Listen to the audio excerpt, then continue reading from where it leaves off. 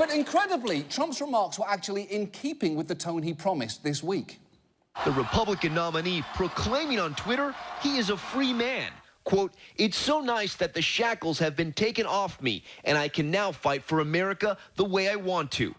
Yes, the shackles are off, which is actually an apt metaphor as it calls to mind both Frankenstein's monster and a rabid dog. And before I start to run through what Trump has said this week, keep in mind, we tape this show at 6 p.m. So here is a rundown of some of the things he feasibly could have said between now and the point when we air. All those clowns people keep seeing would be appointed to his cabinet. He can get the best deals with China because he is, in fact, 100% Chinese. The border wall is going to be constructed out of Rosie O'Donnell's bones. Abortions are caused by low-energy storks. And finally, it's not rape if it happens on a yacht. But here is what he has said as of now. First, he burned bridges with his own party, calling Paul Ryan weak and ineffective, and then, at campaign rallies, dialed the knob up to full-on conspiracy theorist. Hillary Clinton meets in secret with international banks to plot the destruction of U.S. sovereignty. This is a conspiracy against you, the American people, and we cannot let this happen or continue. Holy shit! That is not the kind of thing that a presidential candidate says. It's the kind of thing...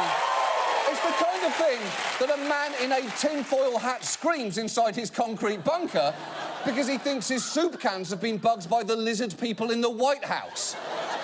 But Trump isn't just rampaging against his political opponents, he's rampaging against his own campaign. When one journalist tweeted that at a recent rally, a Trump supporter was standing in the back shouting, "Stay on the issues," his own campaign manager, Kellyanne Conway, responded, "That was me, I was there." And even if she meant that as a joke, it's not a great indication of how much control she has over her candidate. It's like she's already thinking ahead to her campaign tell-all book, or possibly her tell-all trial at The Hague. But perhaps most ominously of all, Trump took a theme that has been dancing around all this campaign and made it explicitly and frighteningly direct. The election is rigged. It's rigged like you've never seen before. You see what's happening? The process is rigged. This whole election is being rigged. OK, telling your supporters the election is being rigged is legitimately dangerous because faith in fair elections and a peaceful transfer of power are essential foundations for a democracy. And undermining them is like asking why one of those giant eagles didn't just fly Frodo all the way to Mordor in The Lord of the Rings. If enough people start thinking that way, the whole thing kind of falls apart. And just a quick side note here, please address your long rebuttals about why the Fellowship of the Ring did not go with that plan, because it would have sacrificed the secrecy of the Ring Bearer's mission to John Oliver at justkidding.go-fuck-yourself. So just to recap, this week, Trump has declared war on his political opponents, the media, his own party, his own campaign, and the concept of democracy itself. It all paints a picture of a man who is increasingly positioning himself as the only source of truth and goodness in America.